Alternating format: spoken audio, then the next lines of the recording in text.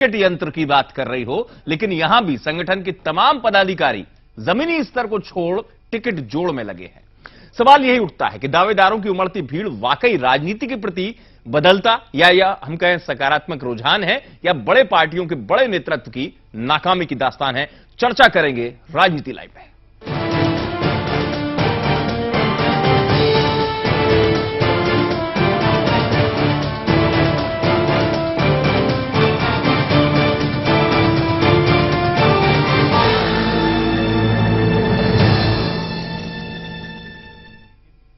जी हां, मिशन 2013 फतेह करके प्रदेश में तीसरी बार सत्ता में आने का सपना देख रही बीजेपी हो, या फिर 10 साल का सूखा खत्म कर सत्ता के सिंहासन पर वापसी करने में जुटी कांग्रेस, इन दोनों सियासी दलों में टिकट के लिए मारामारी चरम पर है।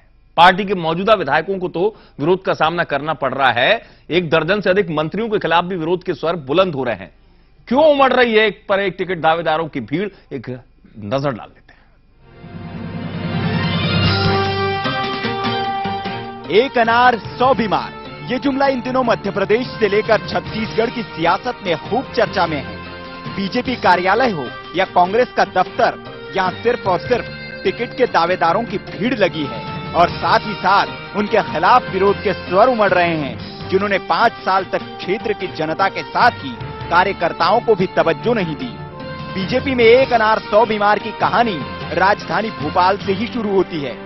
राजधानी होने के नाते इस इलाके की सभी सीटों पर आकाओं के दम पर मंत्रियों से लेकर विधायकों के खिलाफ कार्यकर्ता अपनी दावेदारियां सबसे ज्यादा पेश कर रहे हैं। चाहे नगरीय प्रशासन मंत्री बाबूलाल गौर की सीट हो या गृह मंत्री उमाशंकर गुप्ता की सीट, हर सीट पर बीजेपी की ओर से कम 5 कद्दावर नेता ताल ठोक रहे हैं। प्रदेश में सबसे ज्यादा बीजेपी के दावेदारों की भीड़ भोपाल विधानसभा की हुजूर सीट पर उमड़ी है, जिसमें बड़े कद्दावरों के संबंधी अपनी जोर आजमाइश में लगे हैं। और इस शक्ति प्रदर्शन से जहां बीजेपी की फजीहत हो रही है, वही पार्टी आलाकमान के माथे पर नेताओं के चुनाव को लेकर जो शिकन है वो साफ दिखाई दे रही है। भारतीय जनता पार्टी में जो वर्षों से काम कर रहे हैं कार्यकर्ता, वो हर विधानसभा सीट में 4-4, 5-5 सक्षम कार्यकर्ता हैं।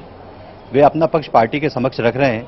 पार्टी विचार करेगी कि किसको टिकट दिया जाएगा, और जब हमारी चुनाव समिति के सामने ये नाम प्रस्तुत किए जाएंगे, उसमें ये तय होगा कि कौन विधानसभा का उम्मीदवार होगा।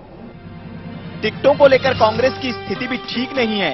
कांग्रेस दफ्तर के अंदर की आग आज उस वक्त बाहर निकल गई जब दिग्विजय सिंह ने कमलनाथ और सिंधिया की जोड़ी पर आरोप मढ़ दिया कि टिकटों की बाजीगरी में उन्हें दरकिनार किया जा रहा है।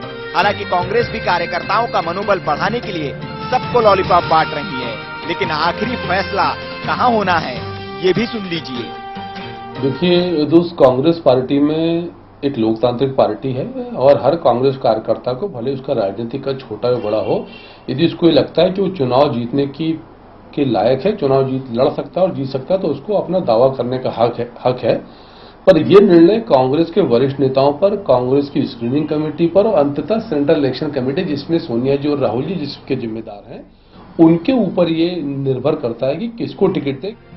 कांग्रेस और बीजेपी दोनों ही दलों के लिए उम्मीदवारों का चयन कोई आसान काम नहीं है।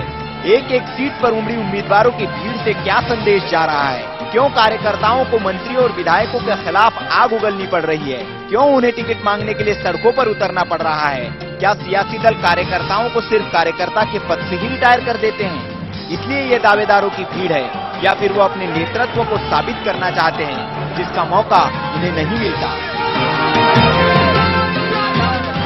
खबर भारती के लिए भोपाल से प्रभुदत्त दुबे की रिपोर्ट।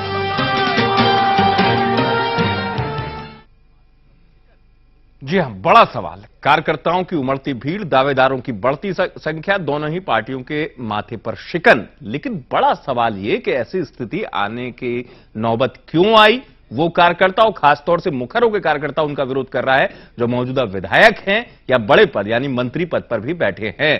सियासत का या राजनीति का ये कैसा ट्रेंड है, इसको भी हम समझेंगे चर्चा के दौरान।